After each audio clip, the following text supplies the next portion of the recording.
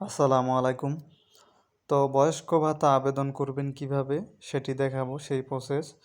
তো অনেক সময় দেখতেছি যে তথ্য সঠিক দেওয়ার পরও সার্ভার এরর দেখাচ্ছে, সেটি নিয়ে কথা বলবো। তো ভিডিওটি শেষ পর্যন্ত দেখুন, দেখলে বুঝতে পারবেন।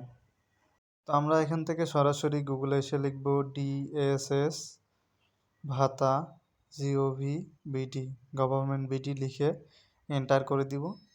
দেওয়ার পর এখানে ডিএসএস এর হোম পেজ আসবে, এই হোম পেজে আমরা ক্লিক করে দিব। তো হোম পেজে ক্লিক করার পর আমাদের কাছে নেক্সট পেজ আসবে, দেন এখানে 4টি অপশন দেখতে পাচ্ছি। তো আমরা যেহেতু নতুন আবেদন করব, এখানে অনলাইন আবেদন যেহেতু করব, এখানে অনলাইন আবেদনে ক্লিক করে দিব প্রথমটায়।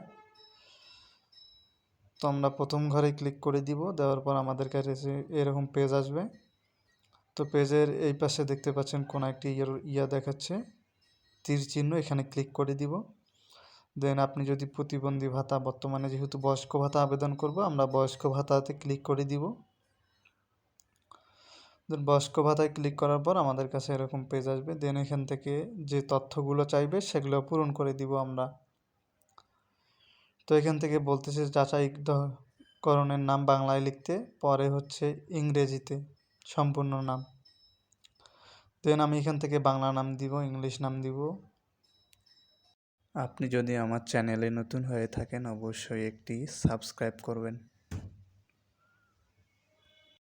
বাংলা এবং ইংলিশ নাম লেখা হয়ে গেলে আমরা যে সালগুলো আছে, সালগুলো যে যার বার্থডে সাল সেটি এখান থেকে সিলেক্ট করে দিব। আমরা সিলেক্ট করে দেওয়া হলে আমরা ক্যাপচা বসাবো।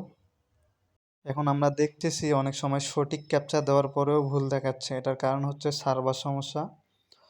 তো আপনারা এটা অ্যাপ্লিকেশন করার জন্য সকালে এবং রাতে করবেন, কারণ সার্ভার সমস্যার কারণে সঠিক ক্যাপচা দেওয়ার পরেও কাজ হচ্ছে না। দেখেন আমি সঠিক ক্যাপচা 26 আর 1 27, সঠিক ক্যাপচা দেওয়ার পরেও হচ্ছে এখানে দেখাচ্ছে ক্যাপচা সঠিক নয়। দেন এটি হচ্ছে সমস্যা না, এটা হচ্ছে সার্ভারের সমস্যা।